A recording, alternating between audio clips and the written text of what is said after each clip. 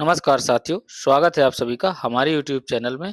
और हम उपस्थित हैं आपके लिए यूपी टेट एग्ज़ाम की दृष्टि से ये जो पर्यावरण विषय है, उसके महत्वपूर्ण वीडियो के साथ में। और हम जैसा कि पर्यावरण में विटामिन टॉपिक पढ़ रहे थे, तो उसमें हमने सभी विटामिन कंप्लीट कर लिए थे, केवल विटामिन बी को छोड़कर। तो आज हम विटामिन बी को अच्छे से कवर करेंगे और विटामिन बी को के प्रकारों को और उसकी कमी से होने वाले रोगों को भी डिस्कस करेंगे। तो चलिए साथियों, देखते हैं हम लोग विटामिन बी। तो विटामिन बी का अगर हम बी के प्रकार देखें, तो सबसे पहले विटामिन बी का जो पहला प्रकार होता है, वो होता है बी1। क्या होता है? बी1। तो जो विटामिन बी1 होता है, उसका जो रासायनिक नाम होता है, उसे हम क्या कहते हैं साथियों? थायमीन। क्या कहते हैं? थायमीन कहते हैं। ठीक है? और जो ये थायमीन होता है, इसकी कमी से जो रोग होता है, वो होता है बेरी-बेरी। ठीक है? इसकी कमी से इसकी कमी से बेरी-बेरी रोग हो जाता है। ठीक है? और इसमें होता क्या है? वृद्धि रुक जाती है। क्या होता है?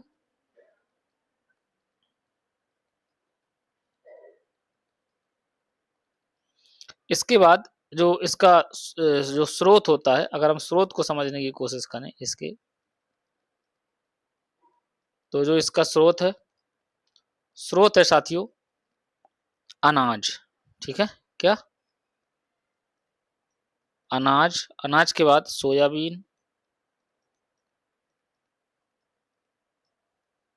दूध, फलियाँ। ठीक है? फलियाँ।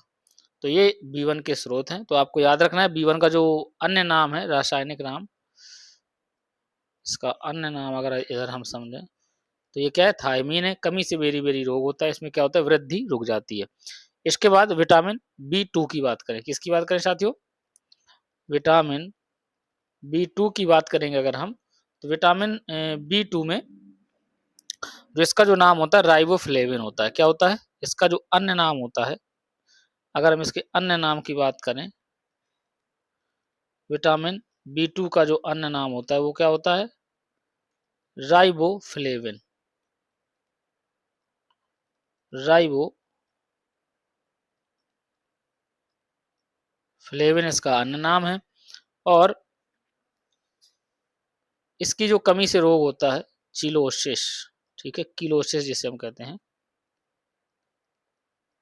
कमी से रोग क्या होता है? किलोसिस। कहीं-कहीं आपको चिलोसिस भी ये लिखा मिल जाएगा, चिलोसिस। और इसका जो स्रोत होता है, वो भी हम देख लेते हैं।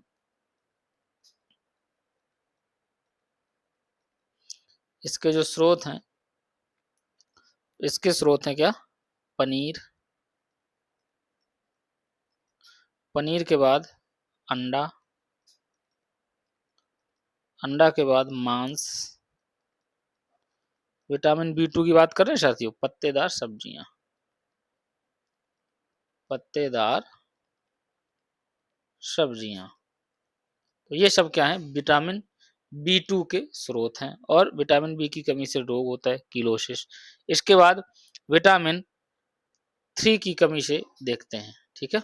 विटामिन बी3 देखते हैं। ठीक है? क्या देखते हैं? बी3। बी3 देखते हैं।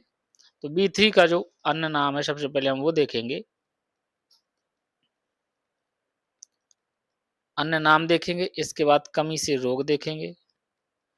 कमी से रोग देखेंगे, फिर इसके बाद स्रोत देखेंगे। ठीक है? 3 चीज़ इसके देखेंगे। तो अन्य नाम जो इसका होता है, इसका अन्य नाम है नियासिन। ठीक है? क्या होता है? नियासिन। इसी को हम कह देते हैं निकोटिनिक अम्ल। क्या कह देते हैं? निकोटिनिक अम्ल, इसी को कह देते हैं। ये रासायनिक नाम हो गया। इसकी कमी से होता है पेलाग्रा। ठीक है, चर्मदाह जिसे कहते हैं।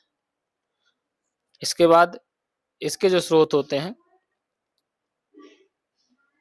ईस्ट, मांस, मछली, अंडा, दूध और फलियां, ये सब विटामिन B3 के स्रोत होते हैं। उम्मीद है सभी को ये चीज समझ में आ रही होगी। इसके बाद B4 की बात करें, ठीक है, B5 की बात करते हैं, ठीक है, क्या B5, आगे बात करते हैं B5 की। तो B5 में भी देखेंगे, B5 को अन्य नाम से किस नाम से जानते हैं? अन्य नाम, कमी से रोग, और इसके बाद स्रोत समझेंगे। क्या समझेंगे? स्रोत समझेंगे। तो इधर भी देखते हैं हम साथियों, अन्य नाम इसका होता है पेंटाथेनिक अम्ल। क्या होता है? पेंटाथेनिक अम्ल, ठीक है। और जो इसकी कमी से रोग होता है, चर्म रोग हो जाता है, चर्म रोग और सफेद बाल। सफेद बाल किसकी कमी से होते हैं? विटामिन B5 की कमी से होते हैं। और स्रोत होता है अंडा, ठीक है, दूध, मांस व मूंगफली, ठीक है। ये इसके कमी से जो रोग हो गए चर्म रोग, सफेद बाल, और स्रोत हो गए अंडा, दूध, मांस व मूंगफली। इसके बाद विटामिन B6 की बात करते हैं। किसकी साथियों? Vitamin B6। B6 की बात करेंगे तो B6 में हम लोग देखेंगे क्या? अन्य नाम देखेंगे इसका पहले तो। अन्य नाम के बाद देखेंगे कमी से रोग, कमी से रोग देखेंगे, और इसके बाद देखेंगे स्रोतों के बारे में, ठीक है, कि इसके कौन कौन से स्रोत हैं। तो चलिए देखते हैं अब विटामिन B6 को। तो विटामिन B6 का जो अन्य नाम होता है पायरिडॉक्सिन। क्या होता है? पायरिडॉक्सिन इसका अन्य नाम होता है। रासायनिक नाम, कमी से जो इसके रोग हो जाते हैं वो होता है रक्त क्षीणता, मतलब रक्त की कमी हो जाती है। और इसके बाद चर्म रोग भी इसकी कमी से हो जाते हैं। क्या साथियों? चर्म रोग। और पेशीय ऐंठन। क्या है? पेशियों में ऐंठन होती है विटामिन B6 की कमी से। पेशी ऐंठन का मतलब आप समझ सकते हैं, कभी कभी जैसे रात में आप लेटे होते हैं तो अचानक से जो पैर की नस होती है वो दर्द करने लगती है, एकदम जकड़ जाता है पैर, तो ये पेशी ऐंठन कहलाती है। और इसके जो स्रोत होते हैं वो होते हैं दूध, ईस्ट, अनाज व मांस। क्या होते हैं? दूध, ईस्ट, अनाज व मांस, ठीक है, ये इसके स्रोत होते हैं। तो उम्मीद है B6 भी सभी को समझ में आया होगा। अब अगर हम बात करें B6 के बाद B7 की, ठीक है, बहुत ही महत्वपूर्ण विटामिन है B7, ठीक है। इसका जो अन्य नाम है इसे भी हम समझते हैं। B7 का अन्य नाम क्या है? इसके बाद कमी से क्या रोग होता है,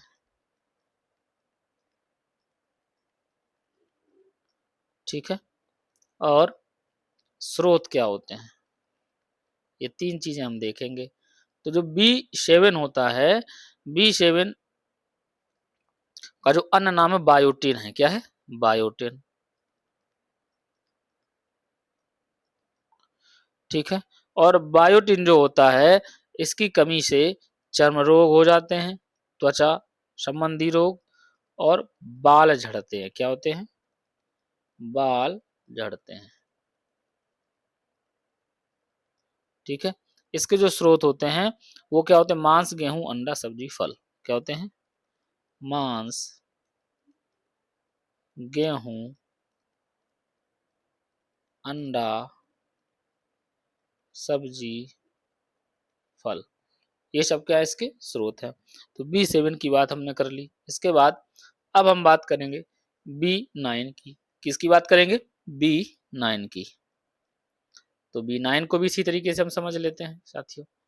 तो B9 को अगर हम देखें तो B9 का अन्य नाम सबसे पहले देखेंगे, ठीक है। इसके बाद कमी से रोग या इसकी कमी से होता क्या है ये समझेंगे, और तीसरे नंबर में स्रोत समझेंगे, ठीक है। स्रोत कौन कौन से होते हैं तो समझते हैं हम। तो अगर हम विटामिन B9 को देखें साथियों, तो विटामिन B9 का अन्य नाम होता है फोलिक एसिड। क्या होता है? Folic acid. तो ये आपको याद रखना है। कमी से क्या हो जाता है इसकी कमी से रक्त क्षीणता हो जाती है, रक्त क्षीणता, और कुंठित बुद्धि। ये दो प्रभाव पड़ते हैं किसकी? B9 की कमी से। और इसके जो स्रोत होते हैं सब में लगभग वही स्रोत हैं विटामिन बी में। क्या? हरी सब्जियां, हरी सब्जियां, मांस, अंडा, है ना, यीस्ट आदि, ठीक है। इधर भी और भी स्रोत हो सकते हैं। तो ये B9 हो गया। इसके बाद B12 भी समझेंगे जो बहुत ही महत्वपूर्ण है। क्या है? B12। ये भी बहुत महत्वपूर्ण विटामिन है हमारे शरीर के लिए। तो सबसे पहले इसका भी हम अन्य नाम जानेंगे कि क्या होता है। इसके बाद कमी से क्या होता है, और इसके बाद स्रोत कौन कौन से होते हैं, ये चीज हम समझेंगे, ठीक है ना। तो साथियों इसका जो अन्य नाम होता है विटामिन B12 का रासायनिक नाम, तो साइनोकोबालामीन, ठीक है। क्या होता है? साइनोकोबालामीन,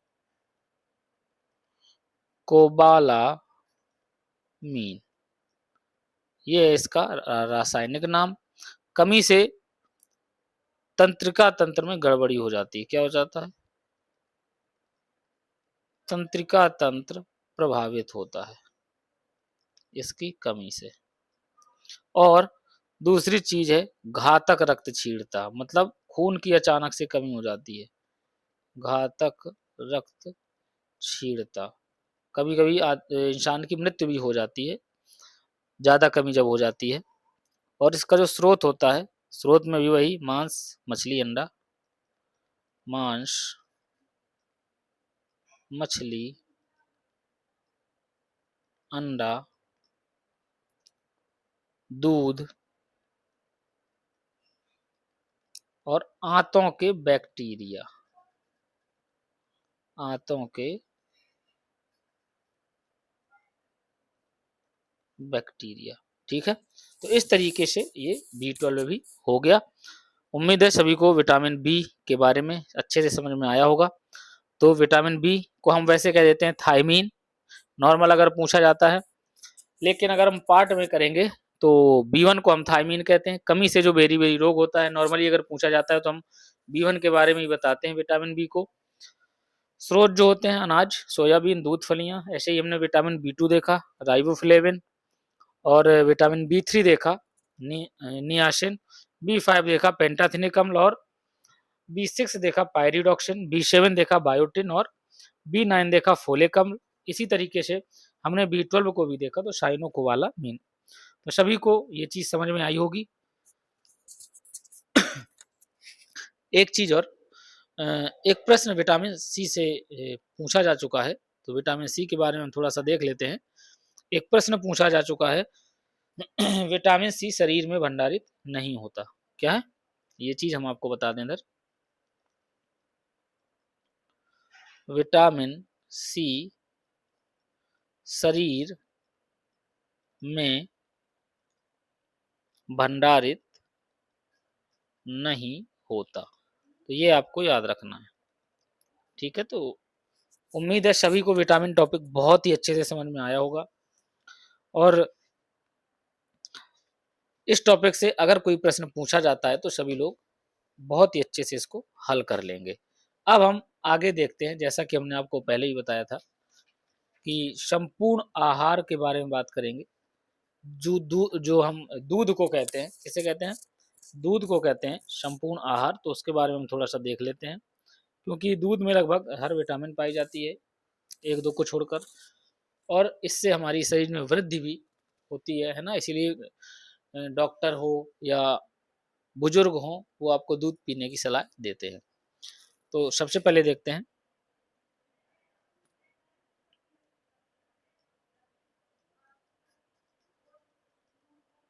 मिल्क के बारे में। इसे हम क्या कहते हैं? संपूर्ण आहार कहते हैं। सबसे पहले तो हमें याद रखना है, इसे हम कहते क्या हैं? संपूर्ण आहार। ठीक है। रंग कैसा होता है इसका? जो रंग होता है सफेद होता है। कैसा होता है? रंग होता है सफेद। किसकी वजह से? कैसीन प्रोटीन के कारण। ठीक है, कैसीन प्रोटीन के कारण। इसी को हम फास्फोप्रोटीन भी कह देते हैं। क्या कह देते हैं? फास्फो प्रोटीन भी इसी को हम कह देते हैं। तो ये आपको याद रखना है। इसके बाद गाय का जो दूध होता है वो हल्का पीला रंग होता है। ठीक है, तो इधर ये आपको याद रखना है, इंपॉर्टेंट चीज है। इधर से क्या, इधर से गाय का जो दूध होता है, गाय का दूध बीटा कैरोटीन के कारण। किसके कारण? बीटा कैरोटीन के कारण हल्का कैसा होता है? हल्का पीला रंग का होता है। कैसा? हल्का पीला रंग का होता है। हल्का पीला रंग का होता है, ये आपको याद रखना है। ठीक है ना। अब इसके बाद दूध के प्रोटीन को जो पचाने वाला एंजाइम होता है, तो इधर से हम देख लेते हैं।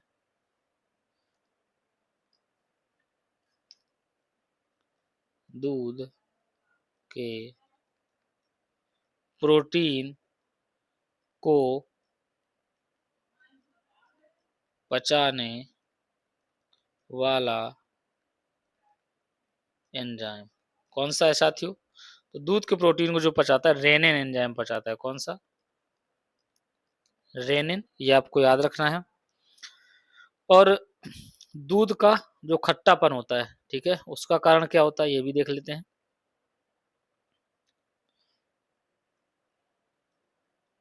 दूध में खट्टापन किस वजह से होता है? लैक्टोबैसिलस बैक्टीरिया की वजह से होता है। किसकी वजह से? लैक्टोबैसिलस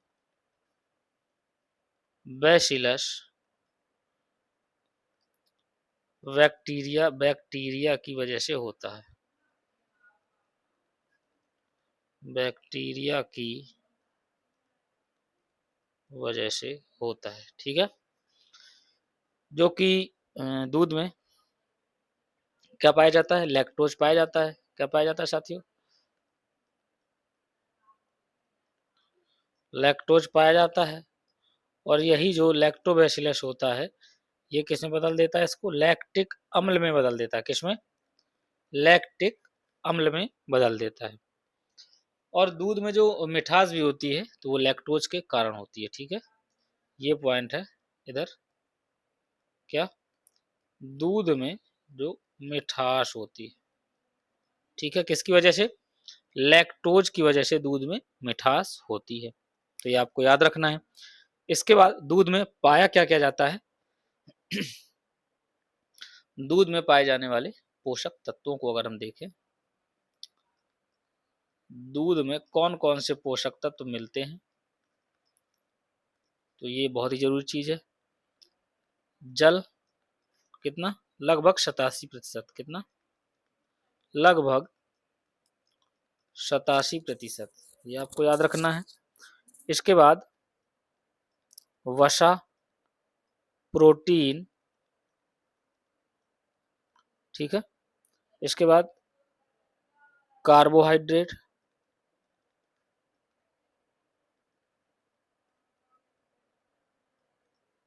कार्बोहाइड्रेट कार्बोहाइड्रेट के बाद कैल्शियम, पोटेशियम,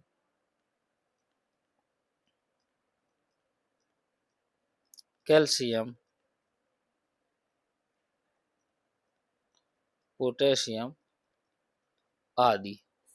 तो इस तरीके से जो दूध में सभी जरूरी पोषक तत्व होते हैं वो लगभग हमें मिल जाते हैं, और विटामिन्स वगैरह हमें सब्जियों से मिल जाती हैं या दूध से भी मिल जाती हैं, है ना। तो ये आपको याद रखना है, बहुत ही जरूरी टॉपिक था ये, पोषक तत्व से संबंधित, जिसमें हमने कार्बोहाइड्रेट, प्रोटीन, वसा, विटामिन आदि हमने पढ़े। और इसके बाद हम अगले वीडियो में साथियों अब देखेंगे हम खनिज लवण के बारे में, ठीक है। किसके बारे में साथियों? खनिज लवण के बारे में देखेंगे अगले वीडियो में, और